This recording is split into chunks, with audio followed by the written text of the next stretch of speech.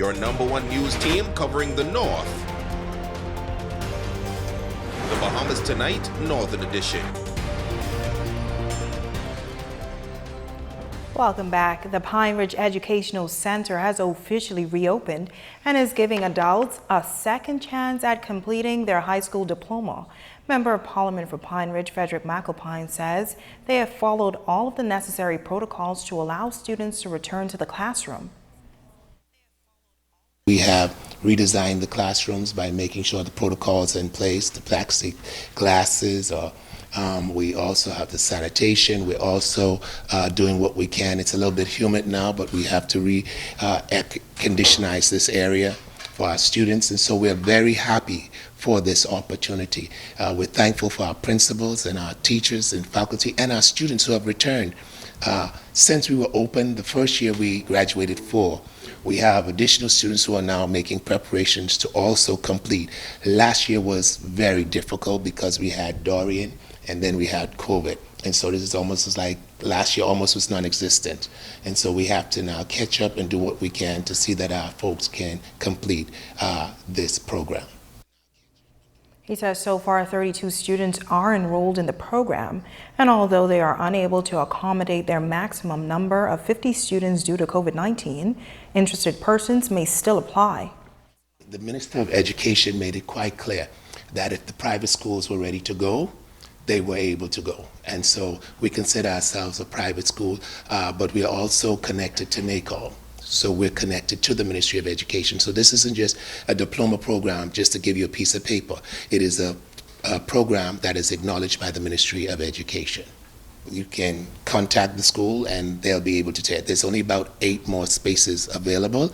And so if you want it, particularly those students who did not graduate or wasn't far from graduating, this is the best time for you to come and do that and to make that accomplishment. The Grand Bahama Children's Home receiving a timely donation in preparation for the return of the children to the home. The property will be thoroughly sanitized courtesy of Fusion Sanitizing and Disinfecting Services with electrostatic sprays and a thermal fogger.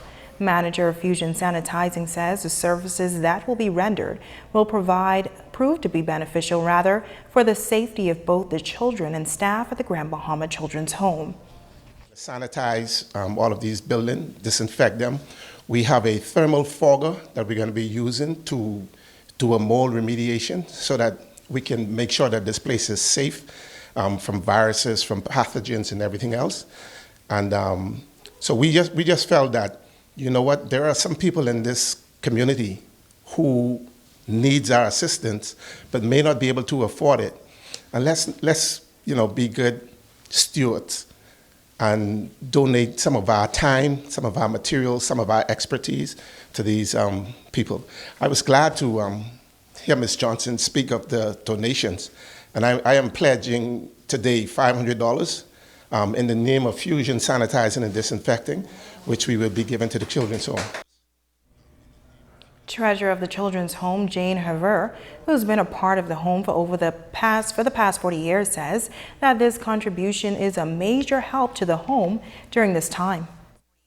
Mr. Bartlett has been an extremely good friend to the Children's Home by giving us the sanitization of the building. This is a very expensive process, and we're extremely grateful that the Lord has laid upon his heart to help the Children's Home.